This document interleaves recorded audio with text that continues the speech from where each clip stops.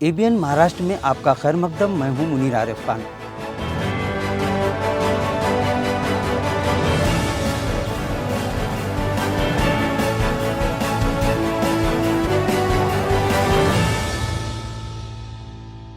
ABN Maharashtra में आपका खैर मकदम। मैं हूं मुनीर आरिफ खान। नाजरीन, जमीयतुल उलमा हिंद के कौमी सदर मौलाना महमूद मदनी ने फ़लस्तीन और इसराइल के दरमियान जारी इस मामले पर बयान देते हुए कहा कि मुसीबत की इस घड़ी में हिंदुस्तानी आवाम पूरी तरह से फ़लस्तीन के साथ खड़ी है। मौलाना महमूद मदनी ने कहा कि फ़लस्तीनी आवाम गुज़िश्ता 75 सालों से इसराइल के जाबिराना तसल्लुत और मासूम और निहत्ते नौजवानों, ख़वातीन और बच्चों पर इसराइल की वहशियाना दरिंदगी के शिकार है, जिसकी वजह से वो आज अपने ही वतन में कैदियों की तरह ज़िंदगी गुजारने पर मजबूर हो चुके हैं। उन्होंने कहा कि बिलाशुबा फ़लस्तीनियों की जद्दोजहद अपने वतन की आज़ादी और क़िबला अव्वल की बाजियाबी के लिए है।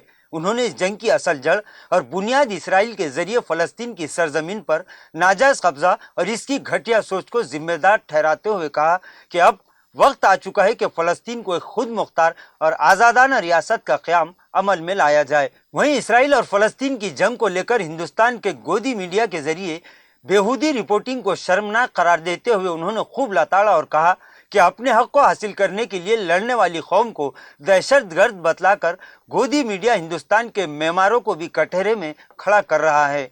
महमूद मदनी ने कहा कि जिस तरह इस मुल्क को फिरंगियों के खूनी पंजों से आज़ाद करवाने के लिए महात्मा गांधी, पंडित जवाहरलाल नेहरू और दीगर जहाबाजों ने जद्दोजहद की थी, उसी तरह साबिक वजीर आजम अटल बिहारी वाजपेयी और दीगर मुल्क के मेमारों ने भी जुल्म और बर्बरियत के खिलाफ इंसाफ पर मबनी ख्यालात का इजहार करके पूरी दुनिया को मानवता का सबक याद दिलाया था। इसी तरह ये फ़लस्तीनी भी अपनी ही ज़मीन इसराइलियों के नरगे से छुड़ाने और अपना हक वापस लेने के लिए आज़ादी की जंग लड़ रहे हैं, लेकिन गोदी मीडिया फ़लस्तीनी अवाम को ही दहशतगर्द दिखलाकर इंसानियत के लिए इंतहाई शर्मनाक हरकतें कर रहा है। इतना ही नहीं, मौलाना महमूद मदनी ने वजीर आजम नरेंद्र मोदी को भी नसीहत की कि वो इसराइल और फ़लस्तीन की जंग में इसराइल की हिमायत करने की बजाय इंसाफ के तकाज़ों को पूरा करे। इसी तरह जेडीयू के मेंबर पार्लियामेंट केसी त्यागी ने भी इस मामले पर एक ऐसा बयान दिया कि जिसने गोदी मीडिया को उनकी हदें याद दिला दी। नहीं, हम किसी भी प्रकार की हिंसा के समर्थक नहीं हैं, हिंसा हो या प्रतिहिंसा हो, लेकिन ये सच है कि इजराइल के द्वारा फिलिस्तीनियों की जो मादरे वतन है, जो जन्मभूमि है, उस पर, उसके बड़े हिस्से पर उन्होंने कब्जा किया हुआ है। 3 पीढ़ियां फिलिस्तीनियों की तंबुओं में रह रही हैं और समय समय पर उनके हकों की हकमारी भी की जाती।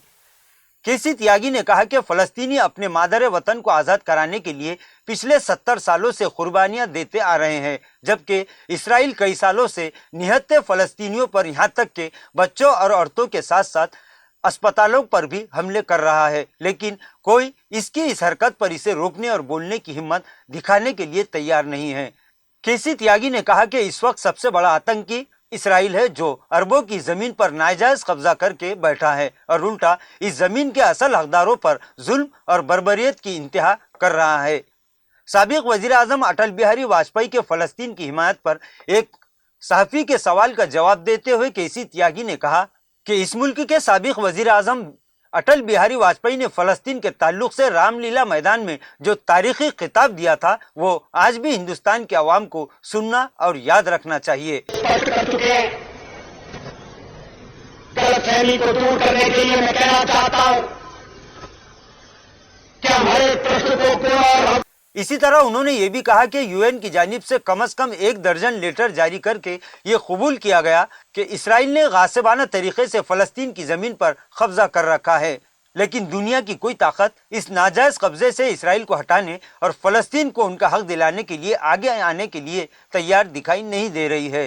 केसी त्यागी ने कहा कि इस वक्त पूरी दुनिया फ़लस्तीनियों के साथ है, जबकि हुक्मरां दर पर्दा इसराइल का साथ दे रहे हैं। केसी त्यागी ने कहा कि इस वक्त पूरी दुनिया की आवाम फ़लस्तीनियों के साथ खड़ी है, जबकि हुकूमत करने वाले दर पर्दा इसराइल का साथ दे रहे हैं। इसी तरह कांग्रेस वर्किंग कमेटी का गुज़िश्ता दिन हंगामी इजलास मुनाकिद हुआ, जिसमें इत्तेफाक राय से फ़लस्तीन की हिमायत की तजवीज़ मंजूर की गई।